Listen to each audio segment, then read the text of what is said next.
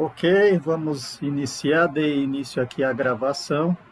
Hoje é 22 de março, vamos iniciar o seminário em comemoração ao Dia dos Indígenas, seminário do Programa em Gestão e Tecnologia Ambiental, com a presença do professor Paulo Isaac e do irmão Mário Bordignon. Eu vou fazer a apresentação de ambos. O irmão Mário Bordignon Enaurel, eu acredito que seja o nome Bororo, né, do irmão, mais conhecido como Mestre Mário, é um irmão salesiano, italiano, que mora no Brasil desde 1973 e desde 1980 trabalha com o povo Bororo. É formado em artes plásticas e em história pela Universidade Católica Dom Bosco de Campo Grande, Mato Grosso do Sul. Como missionário salesiano, aprendeu muito com os Bororo e foi introduzido na tribo com o nome de Enaurel. Procura retribuir com seu trabalho, assessorando os Bororo na economia, no reaviver a cultura Bororo, na luta pela terra, inspirando-se no testemunho dado pelos mártires Padre Rodolfo e Simão Bororo. Foi também por 6 anos coordenador do Conselho Indigenista Missionário no Regional de Mato Grosso e assessorou várias teses de mestrado e doutorado sobre os Bororo e participou de vários cursos e debates sobre questões indígenas. Então, agradeço muito o irmão Mário pela possibilidade de estar presente nesse nosso ciclo de seminários, que é semestral, e toda semana, irmão, a gente faz um seminário com a participação dos discentes do programa, do mestrado, e também com o público em geral que tem interesse aí nas temáticas desses seminários. Agora a apresentação do professor Paulo Augusto Mário Isaac. Ele é de Presidente Bernardes, São Paulo. Ele é formado em Ciências Sociais pela Unesp, campus de Presidente Prudente. Ele ingressou na UFMT, no campus de Rondonópolis, em 1989, é mestre em Educação Pública pela UFMT, estudou a educação escolar indígena entre os Boé Bororo, doutorou-se em Ciências Sociais pela PUC de São Paulo. Seus estudos antropológicos versaram sobre as transpermanências e modos de existir na sociedade terrena de Mato Grosso. Em 25 anos como professor, pesquisador e militante nos movimentos sociais populares, reuniu significativo material etnográfico e etnológico sobre várias etnias de Mato Grosso. É autor do livro Drama da Educação Escolar Indígena Boé Bororo e de vários artigos científicos. Foi reconhecido pela etnia Boé Bororo como um dos seus membros, tendo recebido os nomes de Juredugo e Kudoro Cavoro, que significa pássaro martim pescador pequeno, com mancha no peito, e arara azul. Então, também agradeço ao professor Paulo. Já temos aí, né, a experiência de muitos anos. O professor Paulo foi um dos criadores do curso de Ciências Econômicas na UFMT, aqui em Rondonópolis. Então, uma satisfação tê-lo aqui conosco. Então, a atividade hoje, como eu já havia comentado, é em torno aí de 20 a 30 minutos. Inicialmente, não sei quem seria o primeiro, o irmão Mário, o professor Paulo, e aí depois a gente inicia as discussões e as perguntas e comentários. Quem poderia iniciar, vai ficar a cargo de vocês definirem quem achar melhor. Diga, Paulo. O Paulo, isso. Então vai, Paulo. Então a palavra está com o professor Paulo e depois o professor Mário. O irmão Mário, desculpa. Um pequeno reparo, professor Luiz. Hoje é dia 22 de abril, você falou 22 de março. Ah, sim. Mas os desafios da contemporaneidade para os povos indígenas. Esse foi o tema que foi passado. Desde a chegada dos primeiros europeus à América, o grande desafio para os índios foi manter as suas terras tradicionais, o seu espaço físico e simbólico. Sobre a questão da terra, ninguém é mais conhecedor desse assunto do que o nosso mestre Mário Bourdieu, em Aurel, que o seu trabalho, não só no Meruri, como também no Cine, desenvolveu e ainda desenvolve um trabalho junto à defesa das terras indígenas. Então, esse é um assunto para ele. Eu vou me ater a alguns desafios na área social atualmente. Eu produzi recentemente três textos sobre esse assunto, publicados em revistas nacionais e internacionais. Um é sobre a educação escolar indígena, impactos e novas formas de colonização. Isso foi publicado na revista COCAR. O outro é sobre a religião, educação tradicional e educação escolar, análise a partir do método da transpermanência. Esse ano, revista de História da Universidade Federal de Goiânia. E o outro é sobre a escola bilíngue e o processo de apagamento da língua materna. E eu estou falando desses três trabalhos, que ainda está me faltando um, que ainda está em fase de elaboração, que é sobre as relações de parentesco. Eu acho que esses são grandes desafios das sociedades indígenas hoje. As sociedades indígenas, elas estão, obviamente, sofrendo os impactos da própria globalização. Não dá para você isolar os índios e fazer um estudo apenas deles, como se eles vivessem numa ilha social. Isso não existe. Eles estão interagindo com a sociedade universal e é importante dizer que eles precisam realmente interagir, eles precisam compreender a sociedade universal, eles precisam ter acesso às tecnologias universais.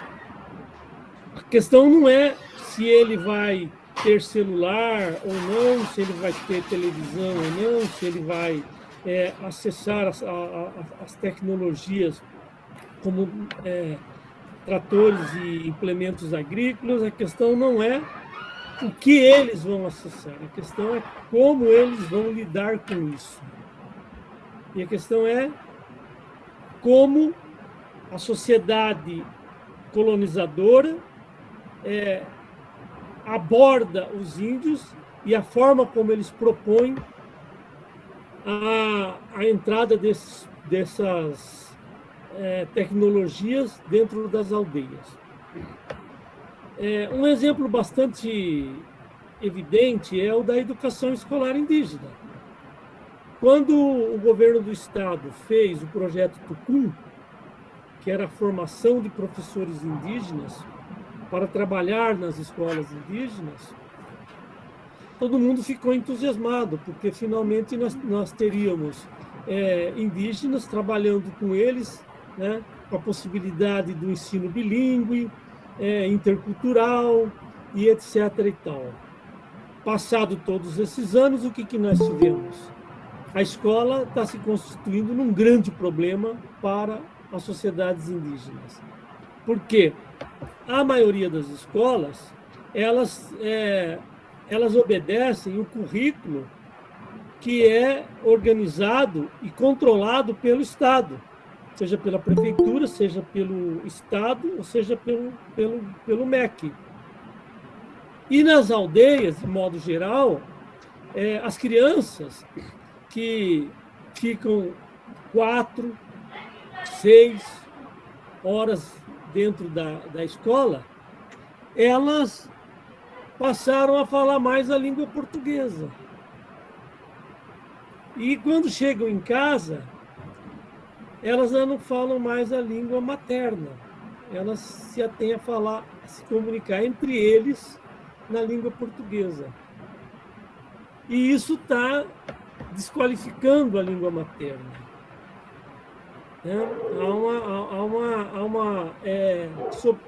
A língua portuguesa está sobrepondo a língua materna.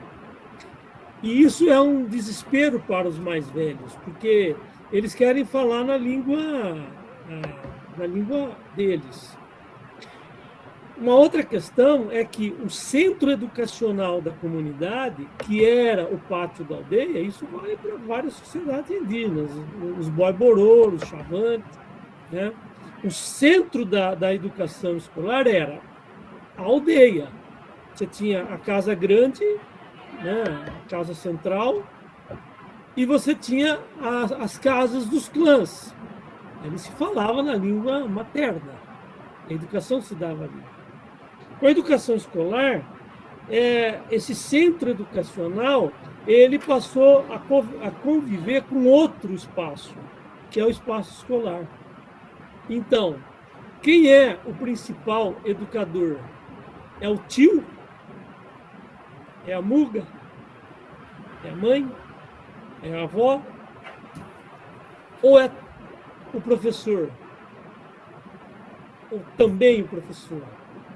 Na aldeia, devido à interlocução que começou a se fazer dentro das aldeias com os não-índios, a interlocução passou a ser feita prioritariamente pelos professores ou pelo pessoal relacionado com a enfermagem.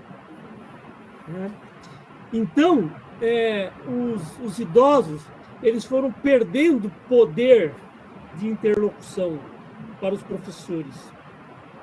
E hoje nós temos um problema grave, que nós temos até alguns professores que mal falam a língua materna, né? Falam mais a língua portuguesa. Afeta as crianças e os jovens. Esse é um aspecto que já começa a alterar relações dentro da aldeia, inclusive dentro da casa, dentro da família. Porque quem é a pessoa admirada pelos jovens, pelos conhecimentos que tem? É claro que nós temos muitos jovens e muitas crianças que respeitam seus idosos, respeitam os tios, respeitam as mugas, não tenha dúvida disso. Mas essa divisão, vamos dizer, esse deslocamento do conhecimento da escola, da casa, da aldeia para a escola, ela tem afetado muito as relações sociais internas. E é uma preocupação dos velhos e muitos jovens hoje falam, mas nós não vamos ficar assistindo funeral, vamos ficar indo... Nós não queremos mais isso, nós não queremos ouvir os velhos. Nós queremos a escola aprender a falar a língua portuguesa, se comunicar pela internet, se comunicar pelo celular, né? É justo que eles tenham acesso ao celular. Mas o celular, que é uma tecnologia importante, assim como está acontecendo para os jovens da sociedade colonizadora, aqui na cidade, nas grandes cidades, em todos os lugares, o celular, que chega para ser um meio de comunicação, tem se tornado para muitos jovens como um fim. E tornar o celular um fim faz com que esses jovens fiquem extremamente dependentes do celular, das informações que saem no celular, como se as informações do celular fossem todas verdadeiras e todas fossem boas. Esse mesmo drama que nós vivemos aqui, nós vivemos hoje nas aldeias, na maioria das aldeias indígenas.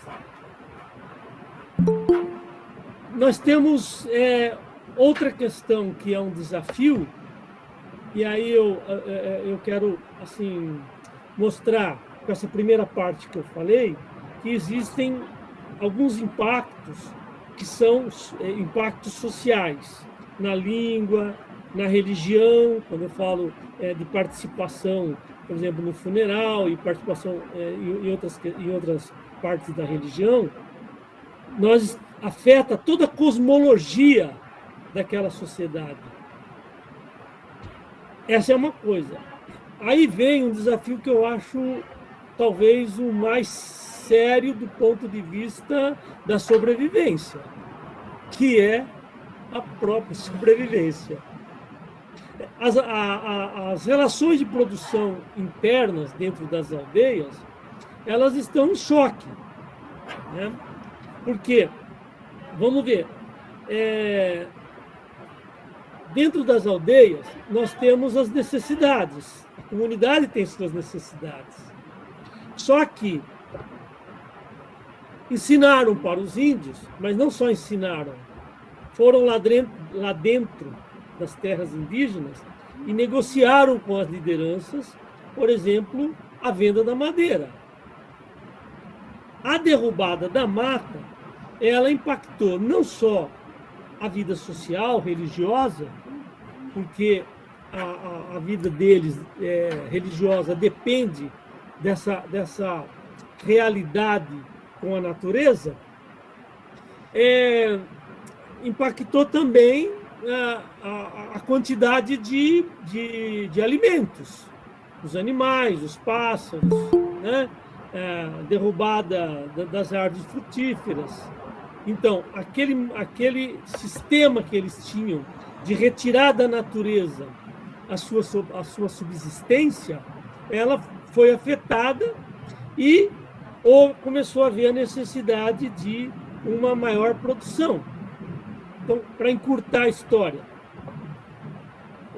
senhor Luiz, quando faltar uns 5 minutos, você me avisa, por favor. O que acontece? Hoje, os nossos jovens indígenas, como os adultos, eles têm as mesmas necessidades que nós temos. Eles precisam de roupa, né? Eles querem comprar, não é só um calção, como alguns anos atrás. Usavam um calção, né, Jair? Usavam um calção, tava, né, chinelo, tal, uma calça para ir trabalhar também, para pescar, para trabalhar lá na agricultura familiar, mas hoje eles querem uma roupa para poder sair, para poder se divertir, para ir na cidade, então, mesmo dentro da aldeia, né? E é justo isso, e é importante. Mas ele precisa de dinheiro para comprar isso aí. Mas é interessante, né? Porque lá nas aldeias, de um modo geral, não tem quem vende quem vende essas roupas, quem faz essas roupas. Até para costurar, são poucas as pessoas que estão treinadas e que têm a máquina para poder costurar as roupas, né? O cara quer cortar o cabelo, tal, ele vê na internet, ele quer também ter um cabelo bacana, né? A moça quer ter uma maquiagem. E quando ele faz isso, né? O Jonathan trabalha, tá nos ajudando talvez a fazer alguma coisa lá em Tadarimana com relação a isso. Precisa treinar o pessoal. Nós não temos cabeleireiro, nós não temos panificação, nós não temos o lugar para pôr a padaria, nós não temos o mercado, né? Não estou falando só daqui do Tadarimana, estou falando das aldeias de um modo geral. Não tem o comércio lá dentro. né? Não tem a prestação de serviço daquelas necessidades. Quantas? A gente vai para as aldeias de várias sociedades, né? Recentemente eu visitei 3 sociedades, e é comum. As aldeias tem bastante gente que tem moto e não tem ninguém que conserta moto. Prestação de serviços, né? Eu estou fazendo mostrando essas necessidades porque vocês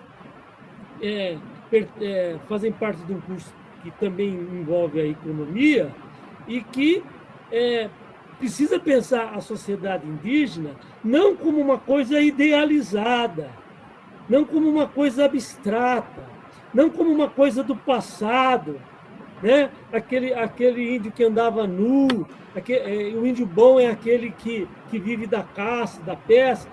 Que caça? Que pesca? Os rios não tem mais peixe quase, né?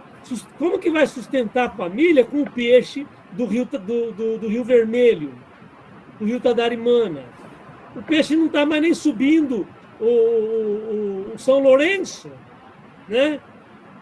E não está subindo não é por causa do índio, né? Existe todo um impacto das usinas hidrelétricas, o impacto do desmatamento, o envenenamento do rio, o lixo que a população da cidade joga no rio e que vai desembocar lá embaixo, né? Então, a situação envolve de uma forma global, né, todas as sociedades, o entorno, e afeta diretamente a sociedade indígena. Então, eles precisam produzir, né? Vamos fazer um projeto de, sei lá, vamos falar, projeto de piscicultura, né? Bom, e quem faz? E quem coordena? As pessoas que moram nas aldeias, elas precisam mais do que curso. Fazer curso não adianta nada, né? Elas precisam ser treinadas, elas precisam ser acompanhadas nesses projetos para que elas continuem a fazer aquilo que elas necessitam, né? As sociedades indígenas, de um modo geral, elas agregaram algumas profissões que são importantíssimas dentro da aldeia, como, por exemplo, a profissão de professores, coordenadores de ensino, merendeiras, né? Os profissionais da educação, assim também como os profissionais da saúde. Mas isso é muito pouco. Por quê?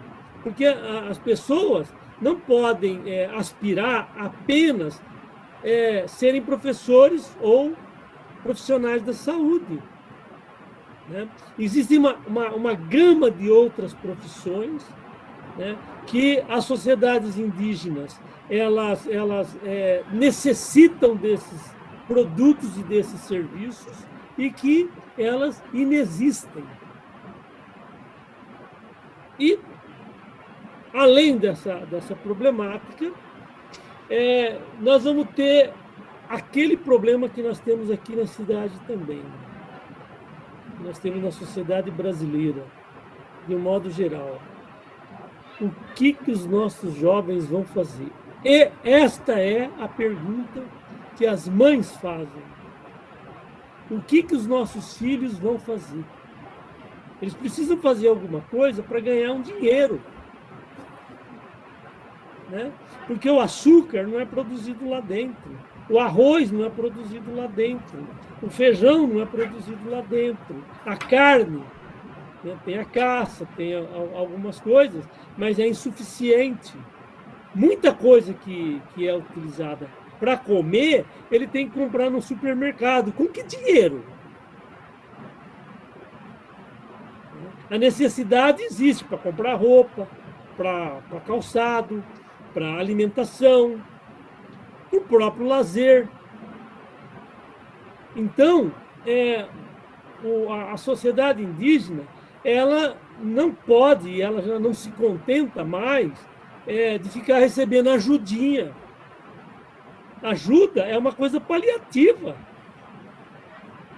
né? É importante os programas sociais? Claro que eles são importantes, mas eles são insuficientes, né?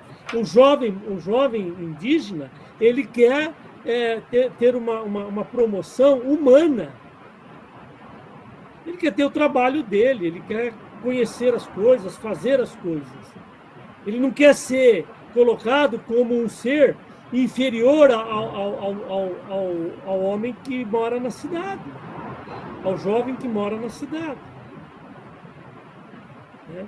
Então, o desafio é grande com relação a essa situação dos jovens. Então, nós temos duas questões, né? Nesse particular da relação de produção. Nós temos como utilizar as riquezas que tem dentro das aldeias. Todo mundo fala isso para os índios. Vocês têm uma grande riqueza aqui. Mas que riqueza, meu irmão? Essa riqueza, o que eu faço com isso? Qual a riqueza que tem? Cadê a riqueza? Né? Aí vem o cara esperto de fora, fala, não, vocês vendem a madeira para mim e vocês vão ganhar um dinheiro. Aí faz o quê? Você tem uma extração da madeira que vai desequilibrar todo o sistema, mas que depois no lugar fica um vazio do ponto de vista ambiental, mas ele cria uma série de problemas, fica cheio de problemas, né, de ordem social. Paulo, só um aviso, os 5 minutos, tá? Tá, obrigado. Então, essa questão, né, a Universidade Federal de Rondonópolis, através do professor Luiz, principalmente, tem tido uma preocupação. E nós fazemos um apelo para vocês que são estudantes do curso de pós-graduação, do programa Gestão Ambiental, porque é importante que nós trabalhemos com os índios a questão de como fazer a gestão ambiental. A gestão é uma questão fundamental. Talvez o maior desafio que as sociedades indígenas têm hoje é a questão da gestão ambiental. Como fazer essa gestão? Né? Então, a gestão ambiental ela é múltipla, né? É uma coisa abrangente. Tem vários campos que podem ser trabalhados. Quem tem o conhecimento sobre a gestão? É a universidade. A universidade tem um papel fundamental nisso aí. E é isso que as sociedades indígenas esperam da universidade, especialmente, no nosso caso aqui, da Universidade Federal de Rondonópolis. Não adianta você ficar trocando de cacique para administrar os problemas que tem lá dentro, porque eles são insolúveis se os indígenas não aprenderem a fazer a gestão ambiental. Não é? Nós não podemos tirar madeira, mas podemos. Quais? Como? Quando? Né? Nós podemos plantar lá dentro? Claro que podemos e devemos. Plantar o quê? Né? Quais os problemas que tem dentro de uma terra indígena? Vamos pegar Tadarimana, né? Um exemplo nosso próximo aqui. Nós temos um problema sério de água. Já tem vários estudos sobre a questão da água em Tadarimana, né? O problema das nascentes. Mas não, existe algum estudo que localizou ou que visa identificar onde estão essas nascentes? E uma vez identificado, o que fazer com elas para que essa água seja utilizada pela população? Né? Então, quando a gente fala da gestão ambiental, nós estamos falando de uma coisa teórica, porque nada é mais importante do que a teoria, porque a teoria é a sistematização da prática. A teoria, ela surge do quê? Ela surge da necessidade. E quando você estuda isso, você cria um corpo teórico para você resolver o problema. E aí, na hora de resolver o problema, às vezes a questão não é lá do teórico, mas como que nós vamos aplicar essa teoria? Então, a universidade, assim como qualquer instituição educacional, e mesmo não só educacional, as instituições elas têm que levar essa teoria até a aldeia e aplicar até as terras indígenas e fazer a aplicação dela, né? Então, esse eu acho que é o desafio que nós temos, são múltiplos desafios, daria para falar assim durante muito tempo, mas uma coisa importante também é o nosso desafio enquanto universidade, enquanto programa de pós-graduação, o nosso compromisso para com as terras indígenas. A nossa obrigação não é ficar criticando o agronegócio o tempo todo, mas também não fazendo nada para que as comunidades indígenas, quilombolas, dos movimentos de agricultura familiar, que eles saibam utilizar esse meio ambiente em benefício deles, né? E pelo amor de Deus, vamos acabar com essa ideia de que é bonito o índio ser pobre, é bonito sem terra ser pobre, é bonito o quilombola ser pobre, né? Eles precisam de dinheiro, eles precisam de recursos, né? Não precisam de milhões, mas precisam sobreviver. E sobreviver com dignidade. Mais do que sobreviver com dignidade, é viver com dignidade. E todos nós podemos fazer alguma coisa em benefício disso. Bom, obrigado por ter ouvido e depois eu fico à disposição para perguntas.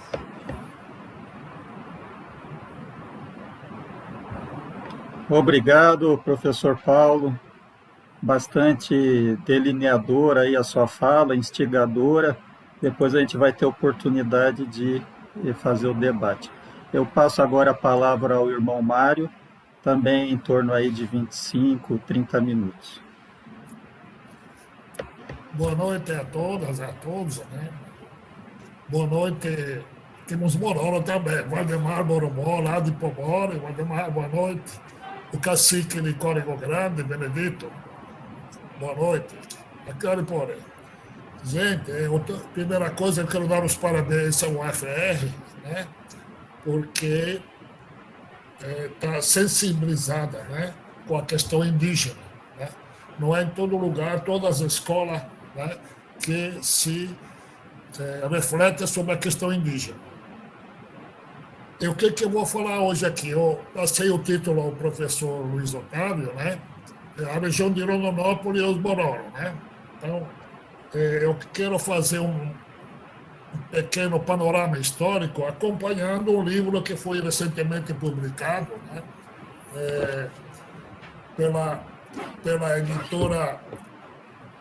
editora Verona. Tem um relógio no meio, né? Os Bororo de antigamente, até hoje. Aí tem um menino com celular na mão, né? Viu, professor Paulo Isaac?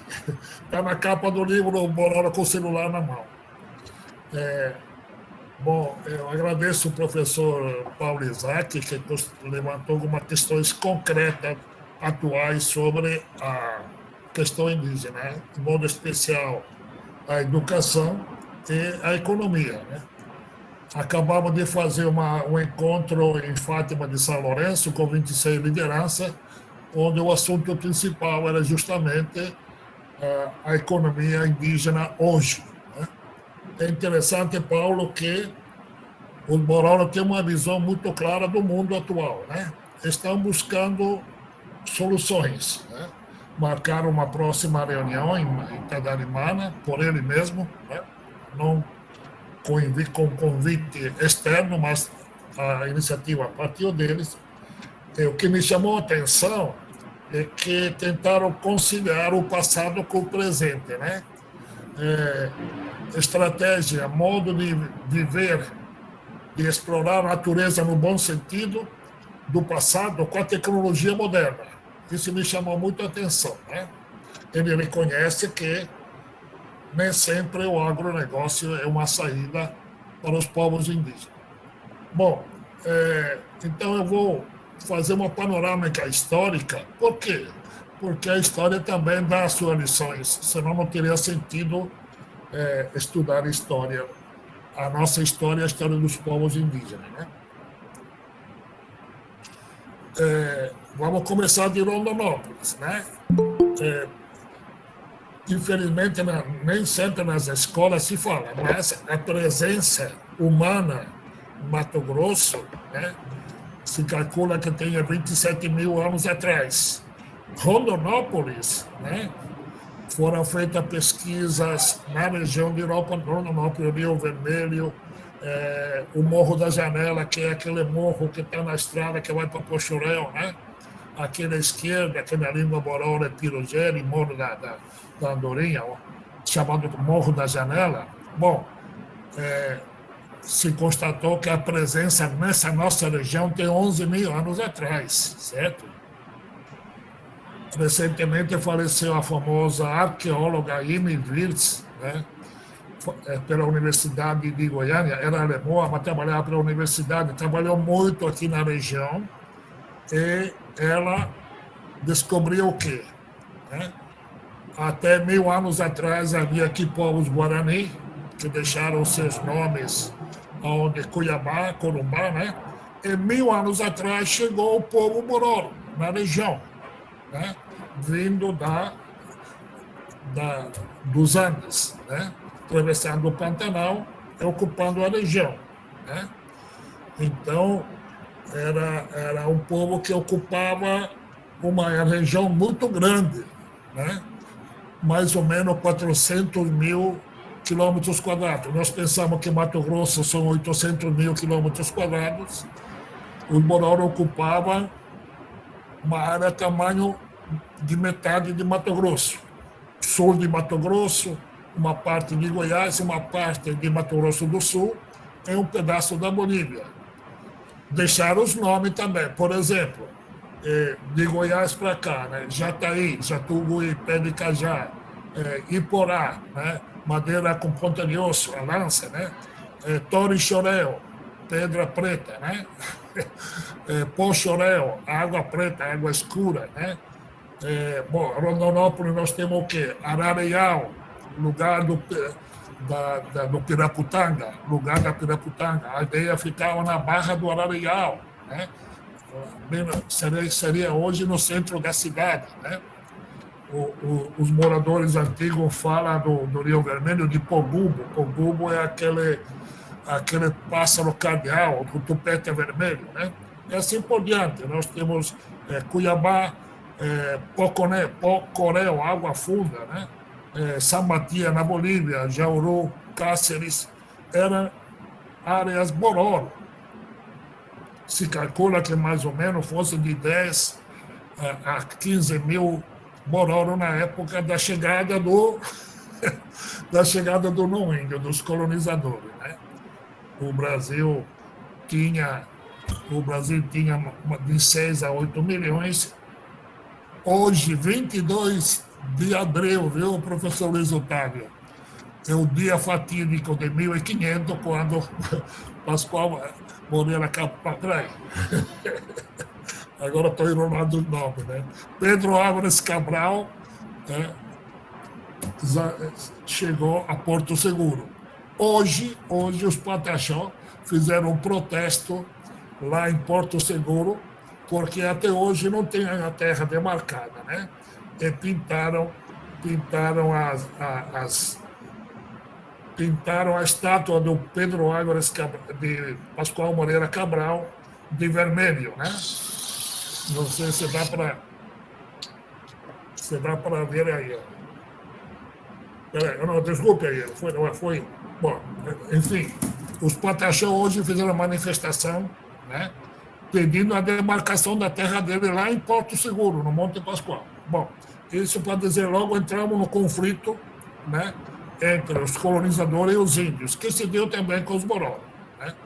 Todo mundo conhece a história, mas pouco se fala que os conflitos, além de guerra, eram um conflito de mentalidades, né? Nós temos uma cidade colonial piramidal, né? a autoridade, os ricos lá em cima, os outros lá embaixo, procurando lucro, a riqueza, o acúmulo, né? Enfrentando uma sociedade nada piramidal, né? A maioria das aldeias são circulares, né? A aldeia Bororo original é circular, né? Quer dizer que o poder é distribuído, né? O branco que era acúmulo de bem, de patrimônio, de fazenda, de dinheiro, de ouro, o índio preocupa com o dia a dia, né? Ele se preocupa com a solidariedade, né? A reciprocidade com o outro. Os grupos são divididos em duas metades, né? Um devendo para o outro, né? Não acumular para si mesmo, né? Aquela frase popular, não tenho nada a ver com o peixe. Quando eu vou na pescaria ritual com os Bororo, no fim se põe o peixe no centro e o encarregado distribui em partes iguais. E eu não tenho mais nada a ver com o peixe, com o meu peixe, né? Esse é um choque cultural que persiste até hoje, né? Bom, então, a chegada do colonizador tem que ser vista não somente do ponto de vista econômico, territorial, mas também do ponto de vista social. Conflito de mentalidade, de visão do mundo. O índio defende até hoje o bem viver, o respeito da natureza, o respeito dos espíritos, o respeito do sobrenatural, o respeito dos outros, né? A unidade entre o céu, a terra e as pessoas, né? Tá bom. Então, como que foi o conflito dos colonizadores com os Bororo? Acharam ouro em Cuiabá, né? Infelizmente. 8 de abril de 1719, Cuiabá celebrou tempo atrás 300 anos. Então, aí na ata de fundação aparece o quê? O Cochiponé, o Bororo, matou 8 brancos, fora os negros, que o negro era mercadoria, né? Então, já o branco chegando criou conflito. Então, o Bororo não baixou a cabeça, não disse amém, não. Já na chegada falou, olha, vamos respeitar o dono da terra. Mas as armas, a doença e tudo mais ocuparam a terra e dividiram a nação Bororo em duas partes, para lá de Cuiabá e para cá de Cuiabá, né? Não bastasse isso, o branco amansou os índios Bororo para fazer guerra contra outro índio. Olha só. Primeiro combateu os Paiaguás, né, que eram donos do Rio Paraguai, né? E depois combateu os Caiapó de Goiás. Por quê? O ouro descia pelo rio, aí os Paiaguás, junto com os Guaicurus, assaltavam, né? Aí fizeram guerra. Mas os Guaicurus, os Paiaguás, eram muito valentes. Então o ouro saiu por terra, rumo a Goiás Velho, né? Aí os Bororo ajudaram a abrir a estrada para Goiás Velho, mas em Goiás havia os Caiapós. Aí o famoso Antônio Pires do Campo levou os guerreiros Bororo da Baixada Cuiabana a combater os Caiapó. Para quê? Para o ouro de Cuiabá, ir em Goiás, São Paulo, de São Paulo ir para Portugal, né? Então, explorando o índio para defender o ouro, né? Jogando índio contra índio. Enfim, então nós tivemos a pacificação na guerra, né, em Cuiabá, depois em Vila Bela, na fronteira, na época, entre Portugal e Espanha, região Bororo também, né? Depois tivemos a queda do ouro. Aí entra a história de Rondonópolis, né? Com a queda do ouro, acabando o ouro aluvional, que não era de Minas, era de rio, né? De aluvião, Mato Grosso busca o gado em Minas e passa onde? Na região de Rondonópolis para buscar o gado lá em Uberaba. Mas aí o Bororo falaram, ué, vamos com calma aí. Mas o governo do estado mandava comprar o gado, mandava junto o exército fazia guerra. Aí começou na região aqui, na região de Rondonópolis, 100 anos de guerra, né? 100 anos de guerra. Olha só, nunca os Bororo foram vencidos, né? O grande chefe, Muguyo Kuri, né? Casa Grande, né? Nunca foi derrotado.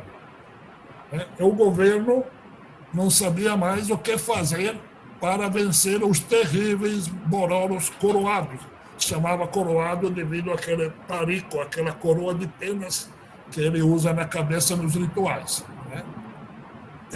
A covardia do branco foi tanta, sabe o que fez? O militar, né, na época de Galdino Pimentel, chamado Alferes Antônio Duarte, segurou as mulheres que eram cativas em Cuiabá. Durante a guerra, sempre havia prisioneiros, né? O Cuiabá precisava da mulher bororo para ter filhos, né? Porque os garimpeiros deixavam as mulheres, os bandeirantes deixavam as mulheres em São Paulo, no litoral, né? Então, a população cuiabana legítima é de mãe bororo e de pai de origem portuguesa ou negra, né? Mas qual foi a covardia do Alferes Antônio Duarte? Chamou as mulheres bororo, segurou os filhos delas como reféns em Cuiabá e obrigou elas a ir nas aldeias aqui do São Lourenço do Vermelho para convidar os irmãos a fazer as pazes, porque o governo estava falido, não tinha mais dinheiro para combater os bororos. E as mulheres tiveram que vir. Houve discussão aí, né, muito grande, né, e no fim os bororos entregaram as armas. Nós estamos no dia 5 de maio de 1886. Aqui em Rondonópolis tem uma rua chamada Rosa Bororo, né? É bom saber que há documentos que diz que Rosa Bororo, que conhecia muito bem a maldade do branco, não queria que os Bororo entregassem as armas. Mas na literatura mato-grossense ela passa como a grande pacificadora. Nada disso, né? O que aconteceu? Os colonos, criadores de gados, vindo de Minas, Goiás para a região, os garimpeiros eram cada dia mais numerosos e não havia mais como se confrontar. E aí o grande cacique Mogoyokuri resolveu entregar as armas 5 de maio de 1886, certo? Aqui perto, bem próximo de nós, tá? Assim que foi. Aí que aconteceu? Outra covardia, vou contar para vocês.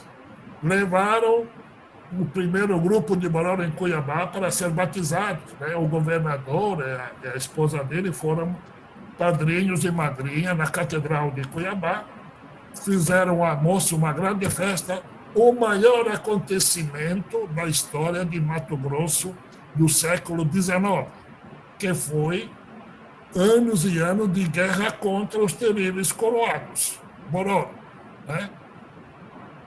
Grandes festas em Cuiabá, grande almoço. No fim do almoço ofereceram pinga para os bororo que não conhecia. E de repente, vai saber por que os bororo gostaram, aí foram feitas 2 colônias, né? Teresa Cristina, que era imperatriz, e da filha dela, Princesa Isabel. Nas colônias, o primeiro prédio que foi feito foi o depósito da pinga, certo? E hoje, veja só por que estou falando isso. Frequentemente se fala bororo, que bororo é pinguço, mas não se conhece a história. Aqui, bem pertinho de nós, foi feita uma colônia. Primeira coisa, o depósito da pinga, para amansar o bororo, depois o resto, né?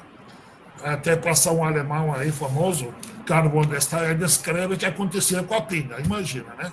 Os abusos sexuais e tudo mais, dos brancos cozindo, a bebedeira, as brigas e tudo mais, né?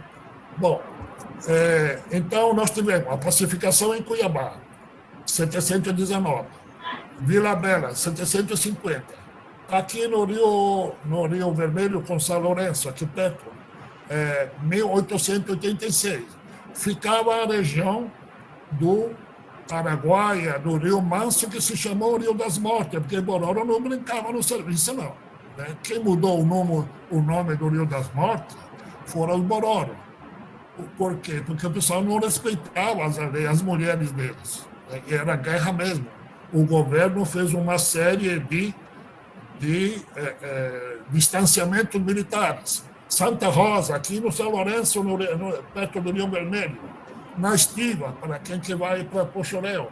Lá, perto de Sangradouro, Coronel Murtinho, certo? Havia vários destacamentos militares para se defender dos Bororo, certo? No fim, o governo nas colônias militares não teve sucesso, não. Aí o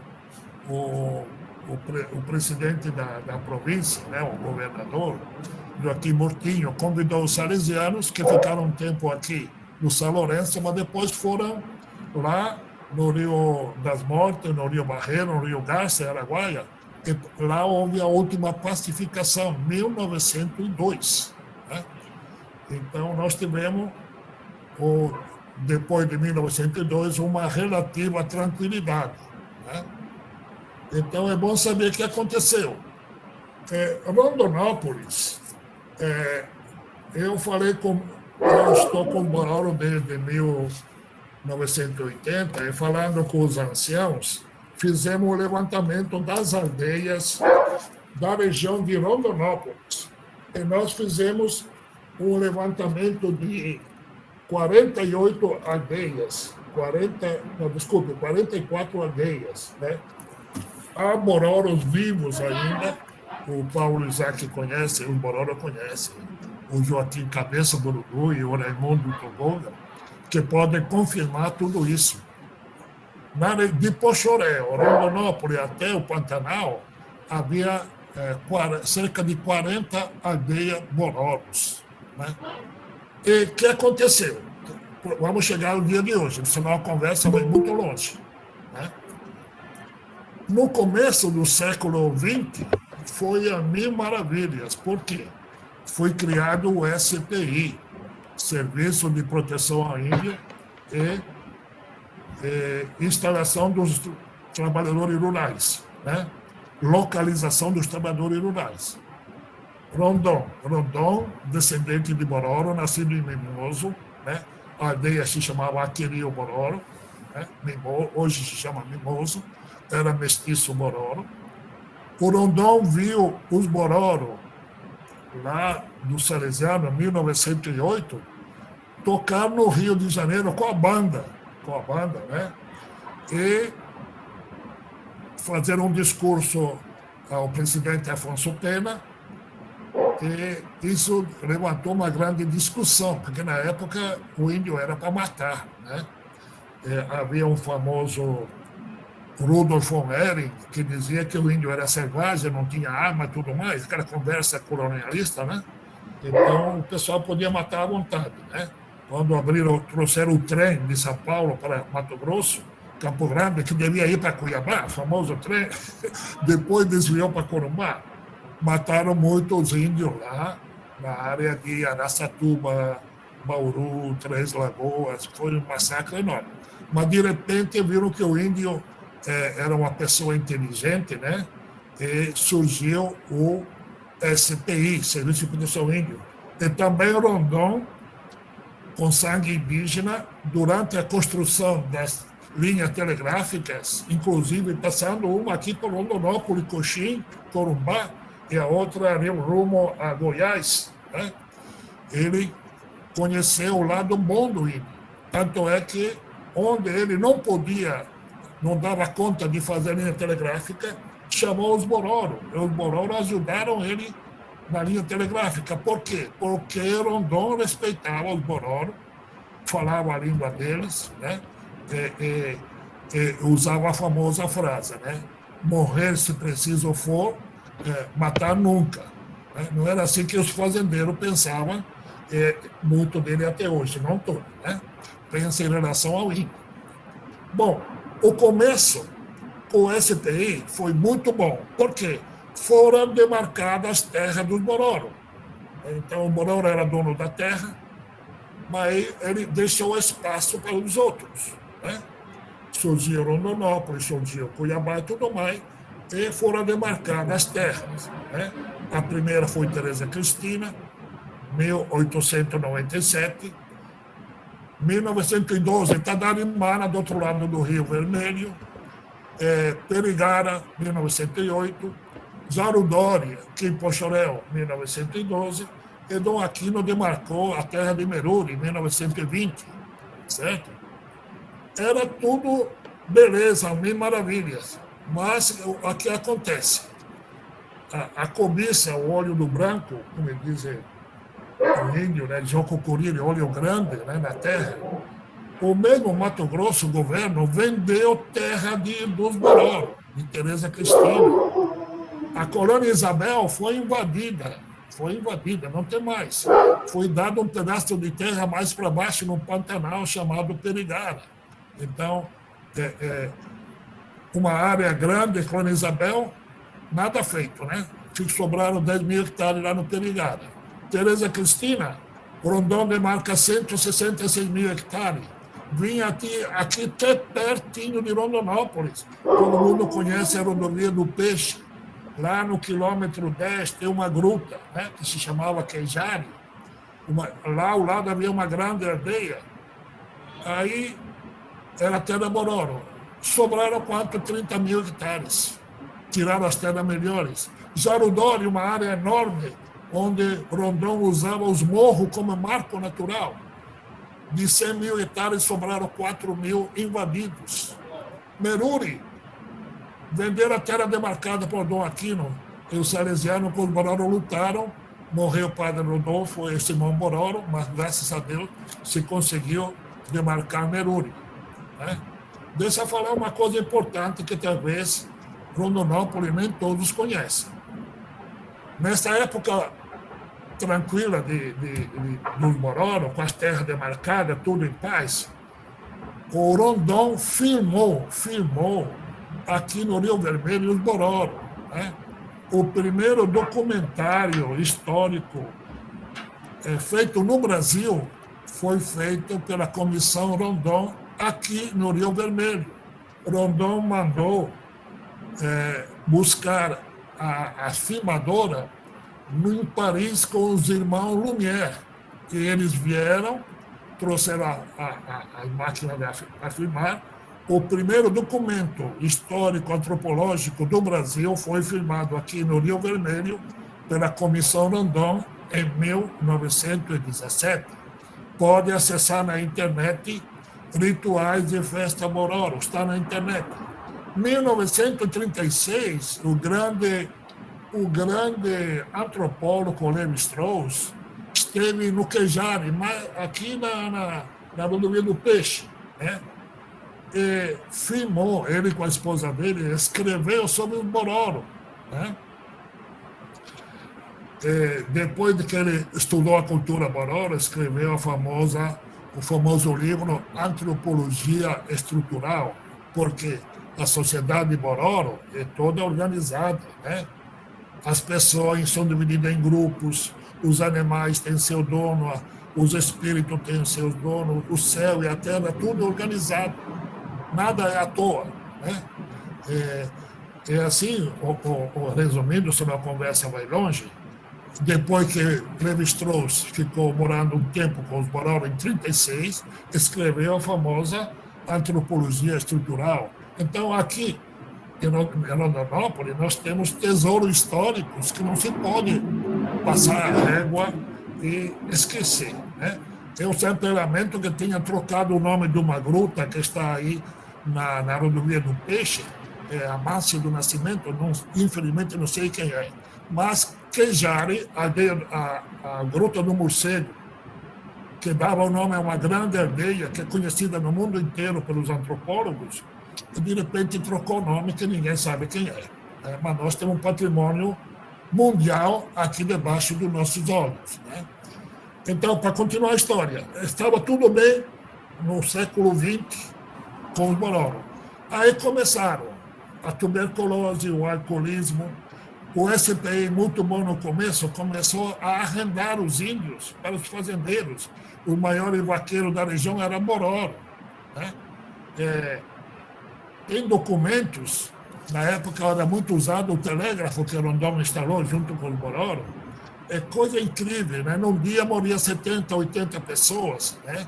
De sarampo, de doenças várias, né? Tuberculose e tudo mais. Quase que os Bororo desapareceram. Tanto é que, em 1950, Darcy Ribeiro fala do último funeral. Né? Infelizmente, o grande Darcy Ribeiro, nosso respeito, né? Nesse ponto ele errou, em outros não, né? Ele tem uma reflexão muito boa sobre a população brasileira, né? Sobre a mestiçagem. Bom, então, a guerra que continuou, a guerra popular, né? Dando pinga para índio para morrer, né? Tiros, né? Nas fazendas e tudo mais, né? É engraçado que eu estava lendo nos documentos não dos índios, do branco, né? Que se faz o resumo do que os Bororo provocaram, né? Por exemplo, né? No século XIX, queimaram 43 casas, mataram 204 pessoas e feriram 27, né? Não fala uma palavra de quantos milhares de Bororo que foram mortos na região. Não se fala, né? É uma pena, né? Bom, então, a grande crise Bororo se deu nos anos 50, 1950, né?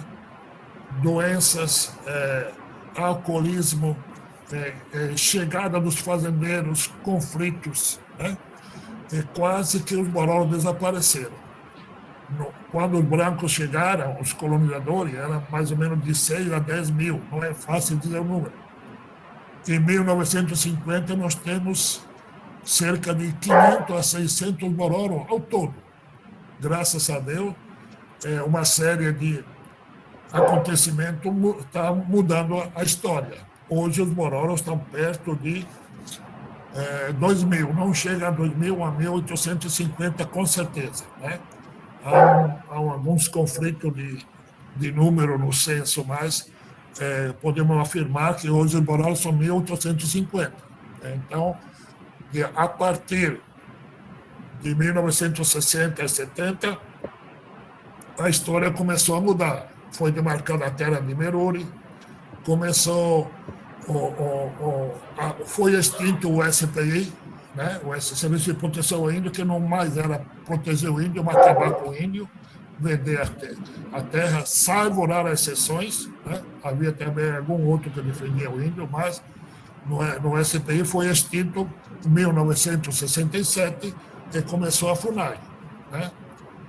E os salesianos começaram a mudar a ideia, né? Também os Bororo aqui, de Tadarimana e Teresa Cristina, apareceram pessoas procurando defender o índio, né? Algum elemento da FUNAI, nem todos, algum elemento muito bom da FUNAI, dando apoio, a outros continuando a velha história, né? Como eu digo, eu tenho nomes, endereço e documento que prova que de dia trabalhava para o Bororo, de noite trabalhava para os fazendeiros, né? Especialmente o negócio de terra, né? Assim que aconteceu a história, né? Então, a morte de Padre Rodolfo em defesa da terra é o primeiro missionário na América Latina que morre para defender a terra e a cultura do povo, né? Eu entrei em 80 com o Bororo, junto com algum elemento da FUNAI, as irmãs catequistas franciscanas, as irmãs salesianas, começamos a dar força e coragem aos Bororo, na escola, na economia, e aos poucos o povo foi se refazendo, criando coragem, porque o Bororo não queria mais viver nesse mundo, não. Você sabe que os Bororos sempre tiveram os anticoncepcionais naturais e os abortivos, né? Mas depois que os estudiosos estudaram os Bororo, inventaram a famosa pílula, né?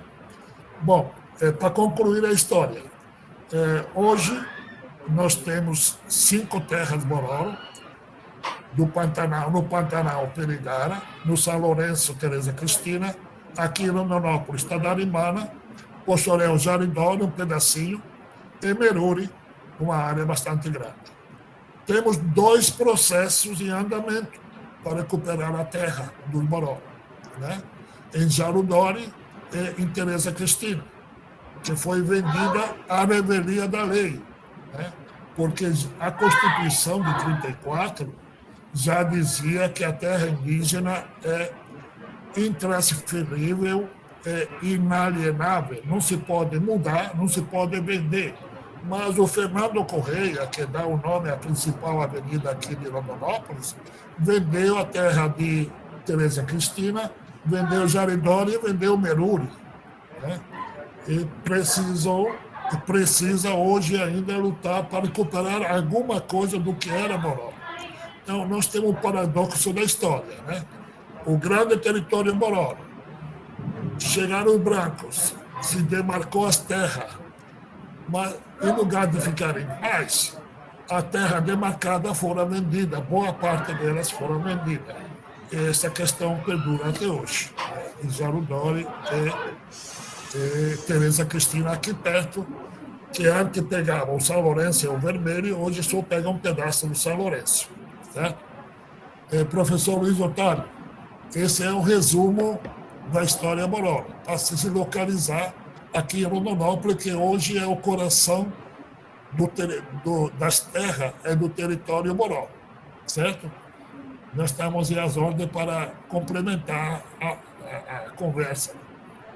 Ótimo, irmão Mário. Muito boa a sua contextualização histórica. Eu vou fazer 3 perguntas, iniciando aí o debate, e aí o professor Paulo, o irmão Mário podem comentar cada uma delas, tá? A primeira, o professor Paulo destacou bastante a questão aí da necessidade de sobrevivência, a dificuldade aí econômica dessa etnia, não é só, né, deles, mas no geral, né, dos indígenas. E um aspecto importante aí que eu gostaria de ver a visão de vocês é no sentido de que, apesar dessa conjuntura muito desafiadora, né, muito mais do que desafiadora, né, uma conjuntura trágica, né, desse governo, né, e do direcionamento, né, que o país vem tendo aí nos últimos, vamos dizer, os últimos 10 anos, inclusive assim de radicalização das hierarquias aqui oligárquicas regionais, né? Esse governo de extrema direita tem aqui em Mato Grosso e nos produtores rurais uma seara aí de apoio muito grande, né? E isso dificulta, de certa forma, a adoção de políticas públicas. E eu acho que nisso se encaixa aí a questão da desarticulação da FUNAI, a desarticulação dos órgãos de combate a crimes ambientais, com exceção dos órgãos judiciários, né, Ministério Público, né, que ainda tem uma independência. Mas, assim, de forma mais geral, mais macro, o que a gente percebe, né? Esse processo aí de aquecimento global, ou de forma difícil também, porque tem dificuldades aí de ter esse consenso internacional, mas a gravidade dessa situação, né, que indica aí necessidades de redução de emissões num prazo muito curto, e há um comprometimento dos países, principalmente países mais desenvolvidos, mas o próprio Brasil tem metas de redução de emissões. E aí o que se percebe, o que se vem ocorrendo é o desenvolvimento de várias possibilidades legais em termos de serviços ecossistêmicos, comercialização de crédito de carbono, que ainda não estão, já existem legalmente. Há, de certa forma, aí no setor privado, certas empresas, né, na área de cosméticos e assim por diante, que têm um interesse nesse tipo de serviços ambientais. Há certos estados, por exemplo, São Paulo, que tem editais de pagamento por serviços ambientais já em voga, né? Há algumas iniciativas aí estaduais. Mas, assim, obviamente, isso aí, na conjuntura política nossa, isso aí está inviabilizado. Mas, assim, havendo uma progressão, uma melhoria, uma mudança de governo, uma mudança de orientação política federal, há uma possibilidade de geração de renda através desses mecanismos. Isso é concreto, existe, né?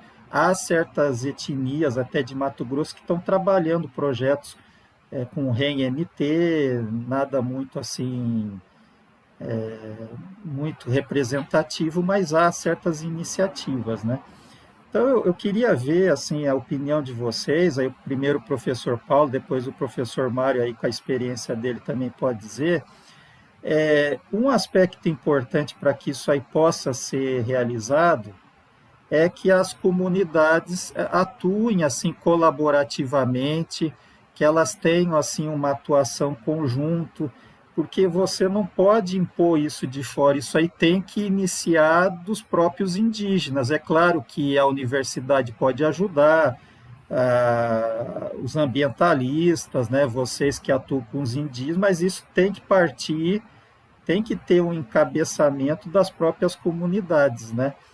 E aí, nesse sentido, assim, como é que fica assim esse engajamento aí dos Boebororo, assim, comparando com outras etnias? O que está se conversando? O irmão Mário falou que eles tiveram uma reunião, né, recente, que estava tratando dessa questão da economia. Como é que está essa conjuntura, assim, pensando assim, em síntese? Se fala muito do uso dessas terras para o agronegócio, arrendamento, parcerias, mas isso aí vai totalmente na direção contrária da direção internacional. Então existe assim como se fosse uma miopia nossa brasileira, achando que isso aí vai resolver esse problema, e não vai, porque é inviável isso, até a imagem de satélite mostra na nossa região as áreas com preservação são as terras indígenas, né? Basicamente.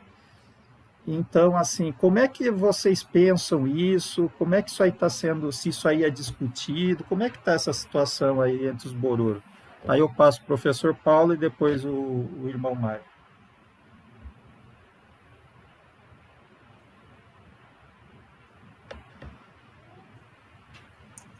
Bem, eu vejo assim que existem hoje alguns professores indígenas, principalmente professores, né, que têm assim uma vontade de acessar essas informações e essas possibilidades. Toda vez que chega uma notícia de que tem um projeto, as comunidades se enchem de esperança. Mas os projetos, isso está na cabeça da maioria das comunidades, os projetos eles são aplicados de uma forma muito desvinculada dos interesses dos índios. E um pouco assim na maneira como eles estão acostumados a trabalhar com a FUNAI, né, e com os órgãos públicos no passado. Então, vamos supor, uma reparação que vem de uma empresa grande que vai passar uma rodovia, uma ferrovia, ou uma linha de transmissão, qualquer coisa, eles acabam fazendo uma reparação aplicando, fornecendo recursos. Foram os índios que pediram, mas os pedidos são assim muito aquém das reais necessidades de implantação de um projeto ambiental de longo prazo, né? Um projeto econômico de produção de longo prazo. Então, por exemplo, a gente vai lá e pede um caminhão, pede combustível, pede a construção de um prédio, né? De uma farinheira, pedem coisas que não tem não é um projeto de longo prazo, né? E aí acaba o dinheiro e volta tudo a estaca zero, não formou ninguém, né? E isso é um pouco amedronta um pouco, né? Porque a gente tenta fazer um convencimento de que as sociedades indígenas elas precisam mudar essa cultura do imediatismo, né? De pedir aquelas coisas que são imediatas e pensar em longo prazo, né? Por exemplo, desmatar a área e plantar soja, e nós vamos dar um valor mensal para vocês. Pô, isso aí enche os olhos das sociedades indígenas, porque, imagina, né? Vão ficar lá todo ano, vão receber um valor sem trabalhar, sem fazer nada, né? Enquanto que então, como que isso impacta?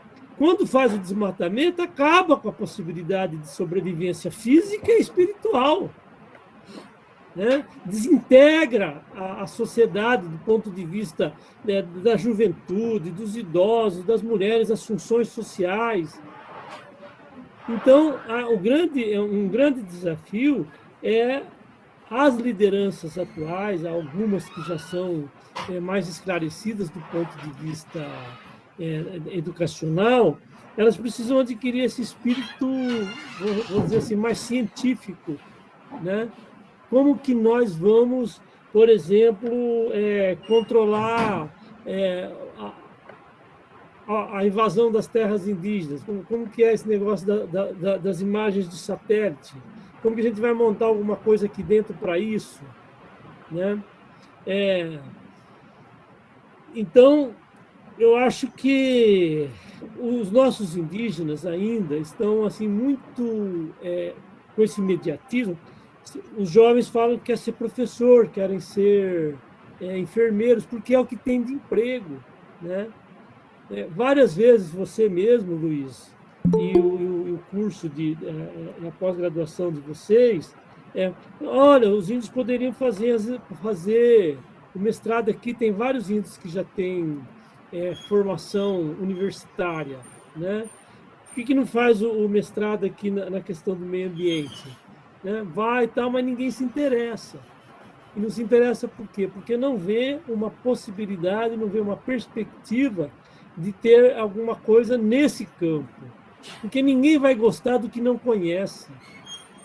Ninguém vai gostar de uma coisa que ele não sabe o que é.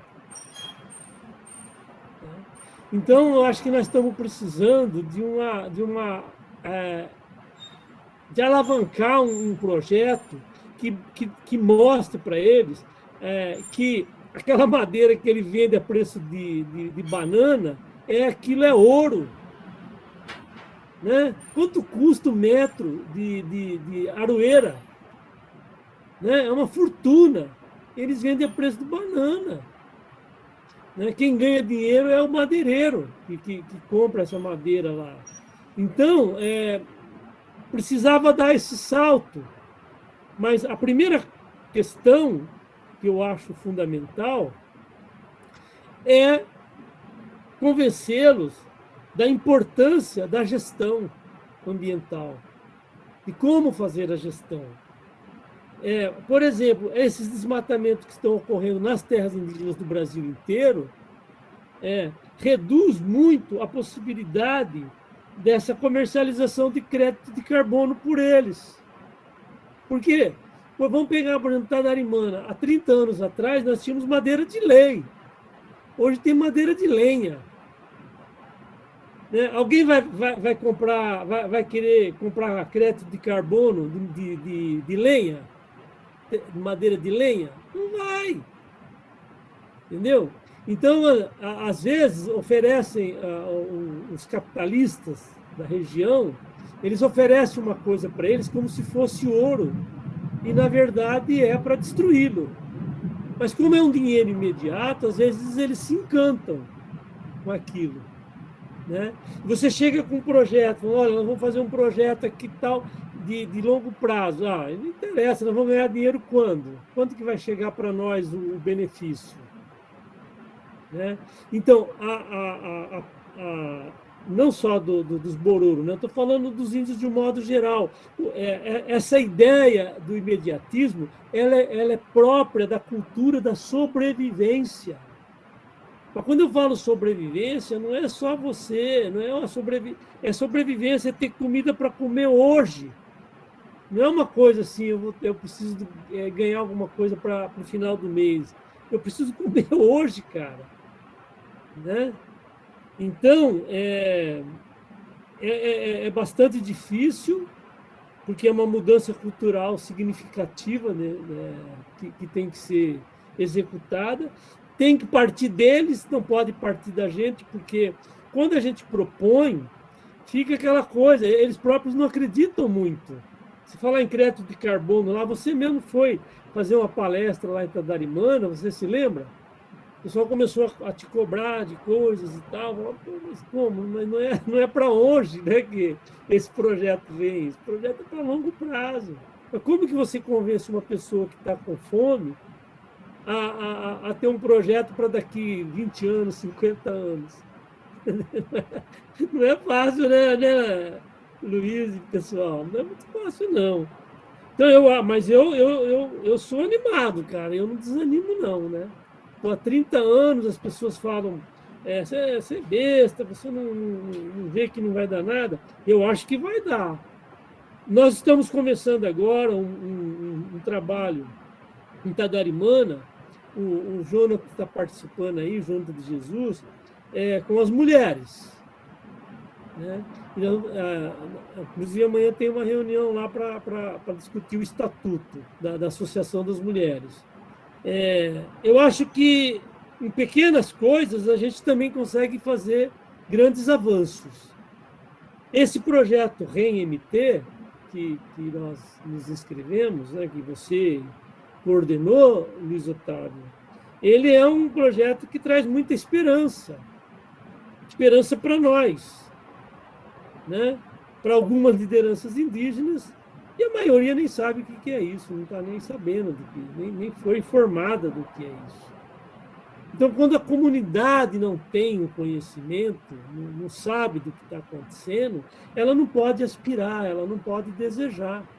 Ninguém deseja o que não sabe, o que existe. Né?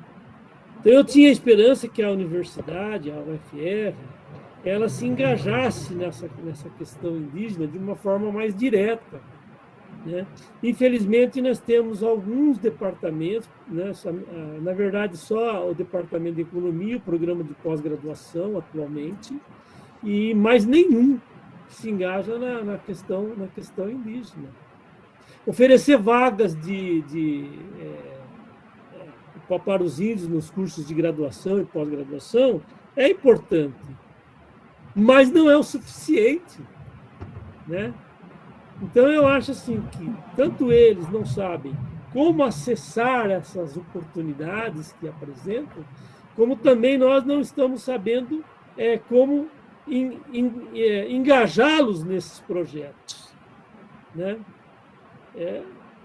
Você propôs nesse debate uma coisa importante, que é exatamente isso, né? Desafio. Mais do que desafio, é um dilema que nós estamos vivendo, porque é um choque cultural muito grande. Então, não temos resposta, temos que procurar juntos. Né, Mário? O que você acha? Só para completar, Paulo, Luiz, que a União, o Brasil, tem uma dívida enorme com os povos indígenas, ninguém discute, né? Agora, de como pagar essa dívida, aí que está a questão. Eu gostaria só de lembrar que 50 anos atrás, justamente 23 de abril de 72, nasceu o CIMI, Conselho Indigenista Missionário. Apesar da palavra, é uma entidade que não tem só padre e freira, tem muito leigo, solteiro, casado, gente engajada, que trabalha do lado do índio. Mas quais são os pontos básicos? Né? Terra, defesa da cultura, é o ponto mais importante que vamos chegar, é o protagonismo indígena. Né? Então, agora nós estamos falando de economia indígena. Né? Sempre com 40 anos de vida no meio dos povos indígenas, quantos projetos foram feitos da missão, da FUNAI, do governo, de fora, de dentro, estrangeiro e tudo mais, né? E quantos deram certos? Quase nenhum. Agora, é interessante que os índios estão ficando espertos, estão percebendo isso. Uhum. O governo não gosta do CIMI, porque o CIMI defende o protagonismo indígena, né? Hoje os pataxós estavam lá protestando contra o governo que não demarca um centímetro de terra, nem aquela terra que recebeu Pedro Álvares Cabral, né? 522 anos atrás. Ainda não foi demarcada, né? Mas quando nós falamos de protagonismo indígena, aí o governo se sente ameaçado na sua autoridade, né? E procura outros meios. Vamos fazer algum exemplo concreto. Foi citado o REM aqui. Eu acompanhei desde o começo. É uma coisa que vem de fora, mas, infelizmente, saiu outro dia na reunião, né? O que os índios falaram? Não é uma burocracia, é uma burocracia, com 3, 4, 5, 6 R. Né? Entendeu? A ideia em si, aparentemente é boa, mas está repetindo a tal de colonização, né?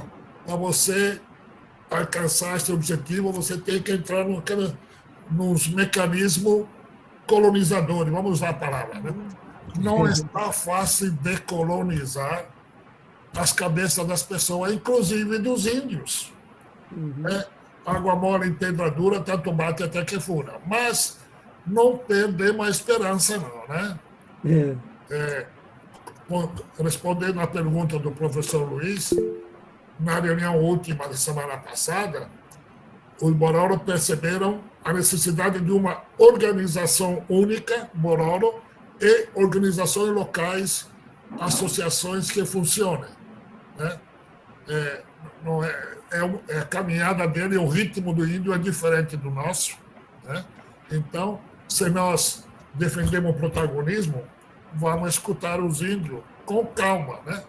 Nem sempre é fácil, como o Paulo lembrou, que o índio é muito imediatista.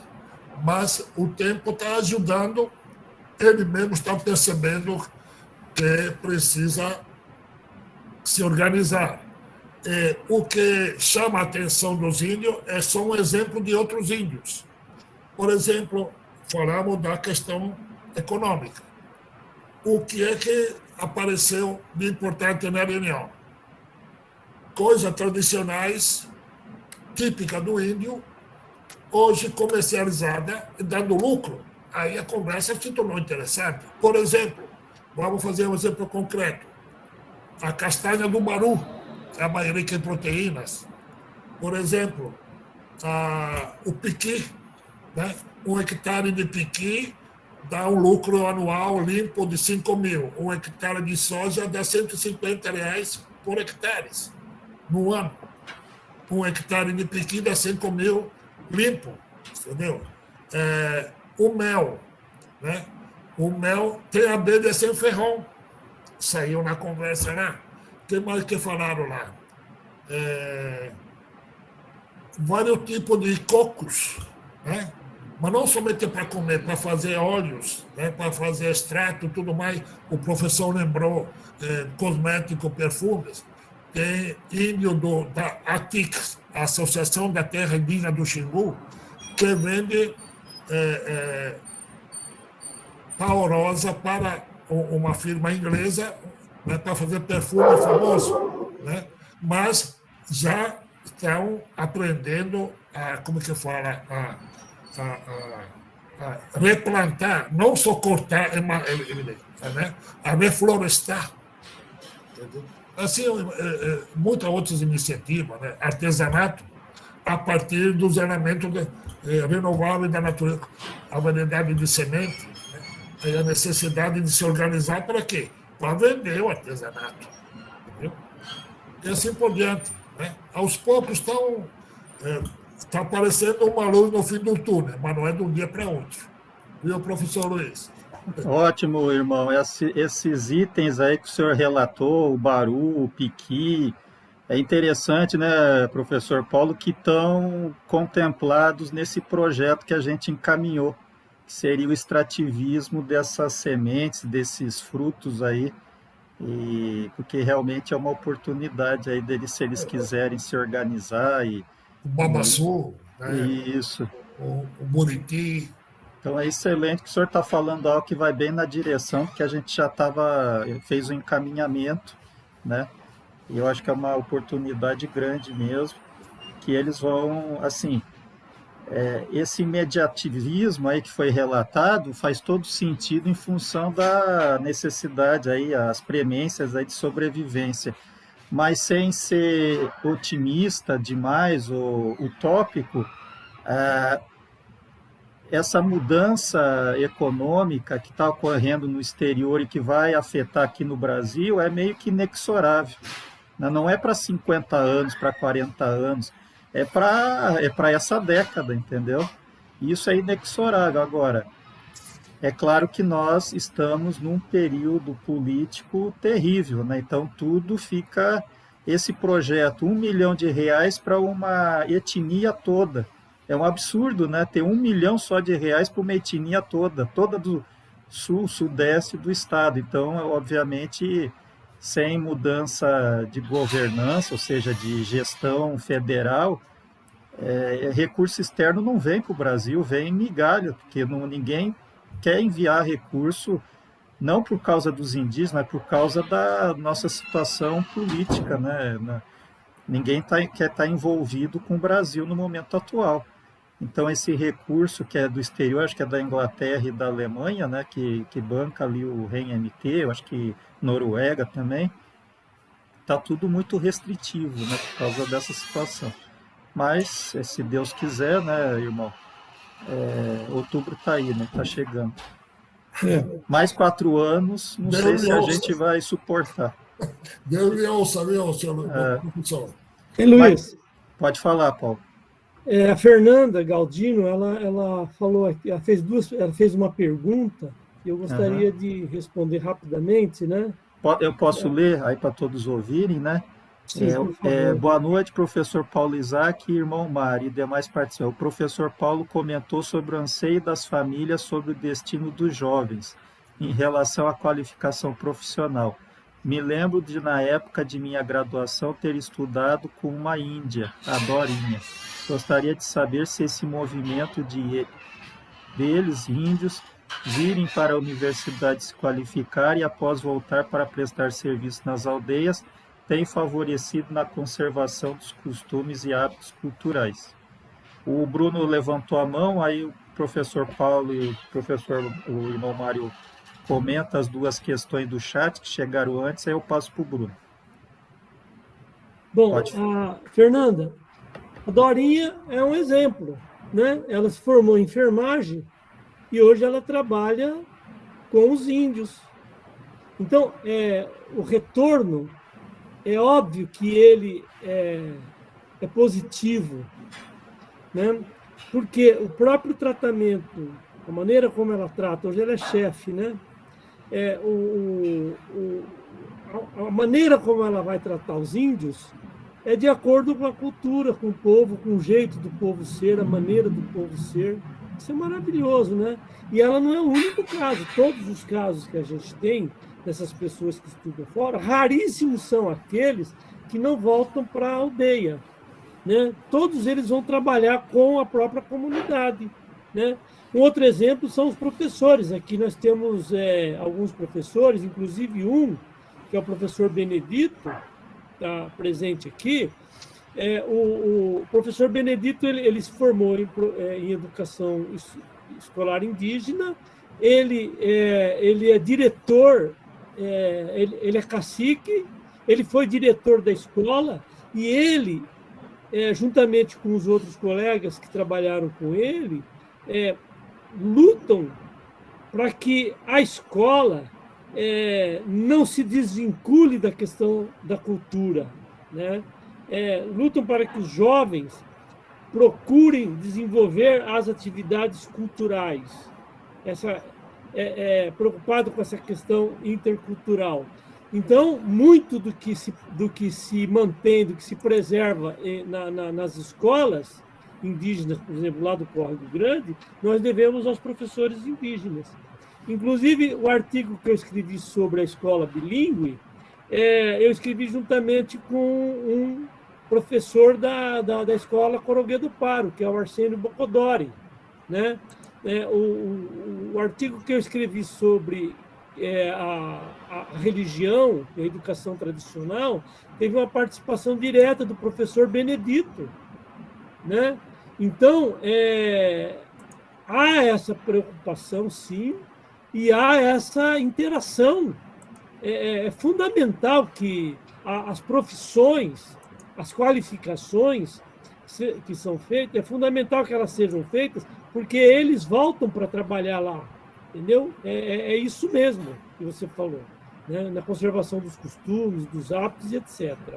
E na questão da Gislaine, que ela colocou, sobre a utilização de celulares pelos indígenas, se as inovações tecnológicas ao longo dos anos contribuem ou contribuíram em algum momento no dia a dia das comunidades indígenas. Gente, o celular, ele é fundamental na comunicação, né? Não é só a questão da comunicação entre uma comunidade e outra, entre uma pessoa e outra, não é só isso, né? O acesso às informações, quanto mais eles aprenderem a utilizar de uma forma correta e adequada as informações que vêm pelos celulares, são transmitidas pelos celulares, mais eles vão poder vão poder interagir com a sociedade universal, né? E conhecendo as manhas e artimanhas dos colonizadores, eles aprendem a se defender. Não é isso? Quanto mais ignorantes eles permanecerem, que é o projeto colonizador, o projeto colonizador quer mantê-los na ignorância, quer mantê-los no passado, né? Não quer que eles tenham acesso ao conhecimento, aos conhecimentos e às tecnologias. Então, manter um povo não é só indígena, nem só quilombola. Na periferia também, das cidades, onde tem os trabalhadores desempregados, também é uma grande campanha para que eles não tenham acesso às informações, né?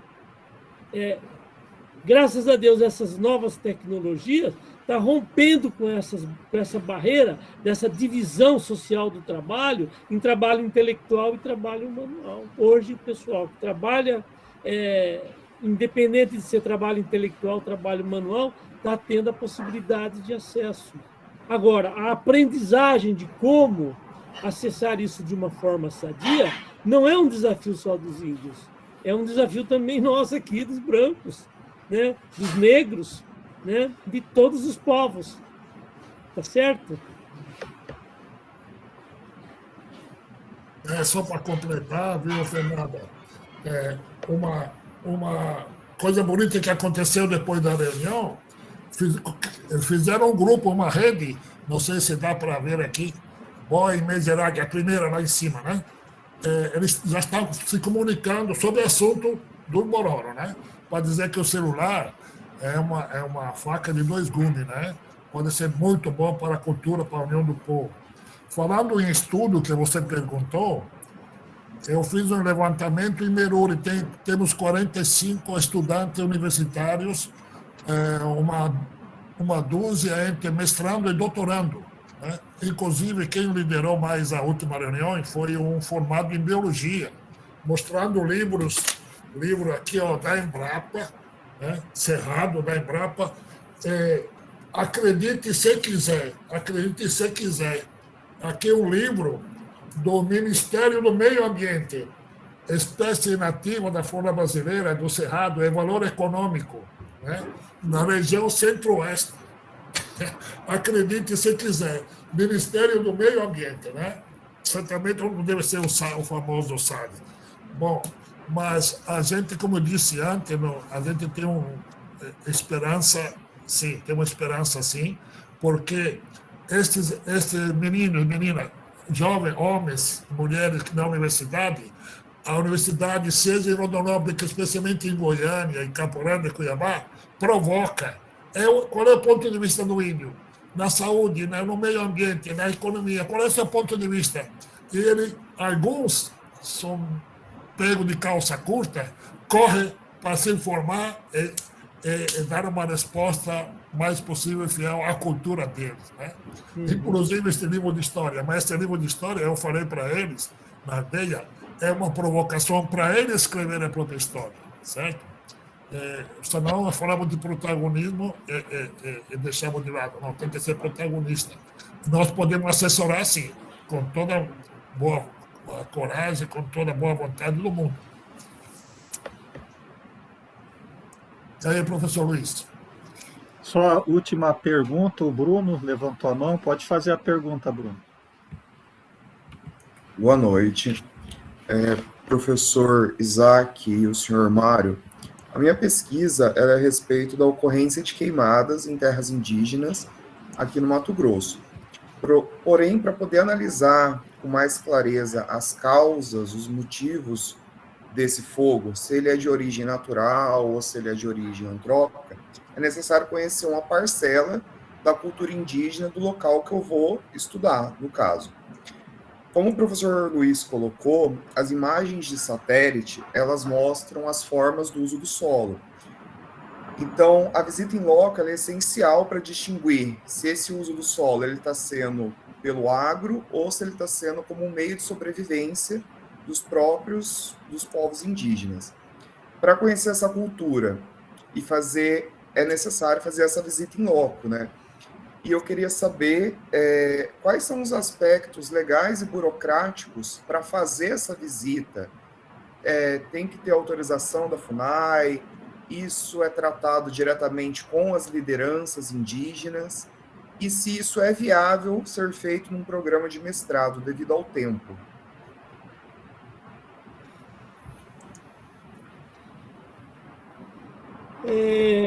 É possível, sim, não é tão difícil também.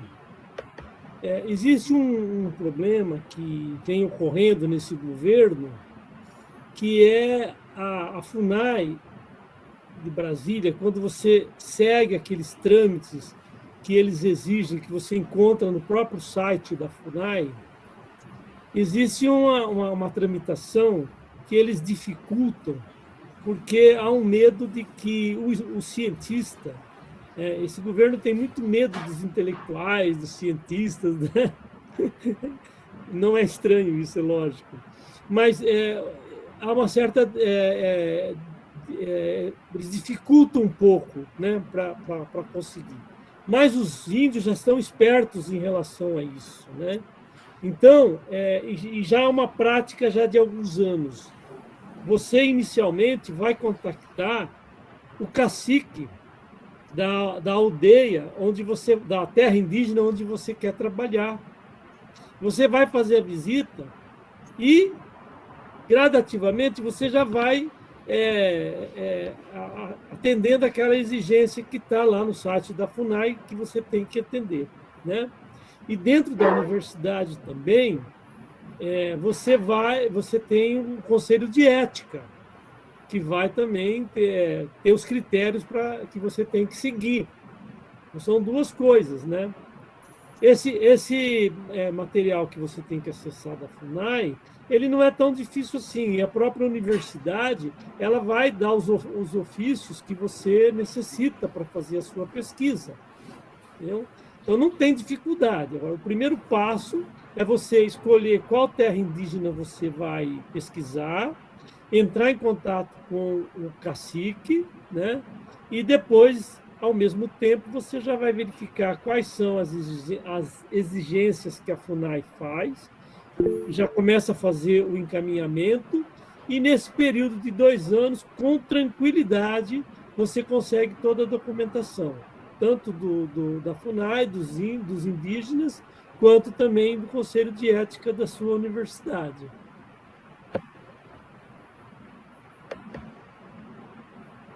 Eu entendi, obrigado. Só para finalizar aqui, essa semana nós fizemos um evento, eu sou professor, e nós temos 3 indígenas na escola que eu trabalho. Eu descobri isso no início do ano. E um dos livros que nós usamos para fazer o evento, eu fui descobrir agora que é do senhor, que é o Jogos e Culturas Indígenas, Possibilidades para a Educação Intercultural na Escola. Descobri agora por acaso também. Mas era só isso para você a gente falar. Então, Bruno, se você tiver mais dificuldade ou quiser mais orientação, nós podemos conversar à parte, tá bom? Você pega meu WhatsApp e a gente pode ir conversando, tá legal?